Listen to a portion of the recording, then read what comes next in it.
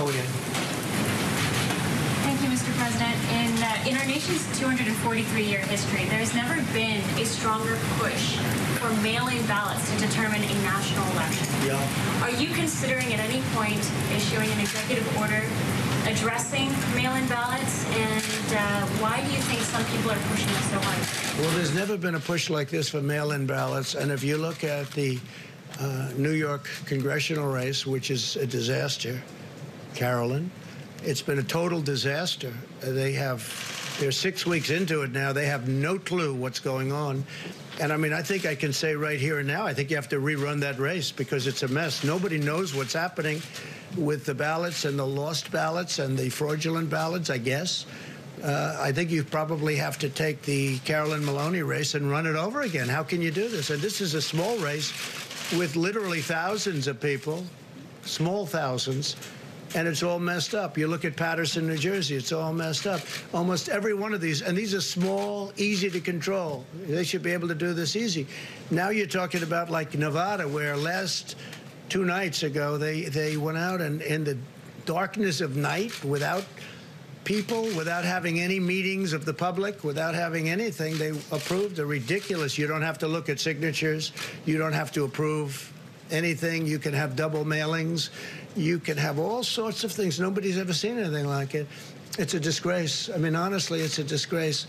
So it's a very good question. I mean, the mail-in ballots, if you look at just some of the small places, the small races, a congressional race in New York, it should be very easy. Normally, that would have been announced at 7 o'clock, and it would have been down to the wire, and everybody would have loved it. If it was at all complex, it would have taken an extra 45 minutes or an hour. They would have announced it a little bit later. They have no clue. This was about 6 weeks ago, and they have no clue what's going on. They've lost ballots. There's fraudulent ballots. How are you going to do that for an entire nation? They're using COVID to try and get the mail-in ballots. Now, absentee ballots are great. Absentee ballots, they have to request them. They go through a process. They get them. But the universal mail-in ballots have turned out to be a disaster. And what Nevada has been doing, if you look over the last few days, you have to look at what they've done. You can have 2 ballots. You can harvest. It's harvesting. So you can take thousands of ballots, put them together, and just dump them down on somebody's desk after a certain period of time. They have something where if you vote, the vote can count up to 7 days later. Well, if the vote's going to count 7 days later, that means you know, if it depends on the one state like Nevada, that would mean simply that you can't have, supposing it's down to that one state, it could be, it's a great state, but supposing it's down to that one state, that means you have to wait 7 days. But they won't have it there. This is something that's so messed up.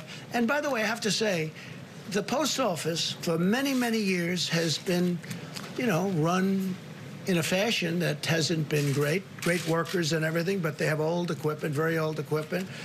And I don't think the post office is prepared for a thing like this. You have to ask the people at the post office. But how can the post office be expected to handle? They have regular mailing.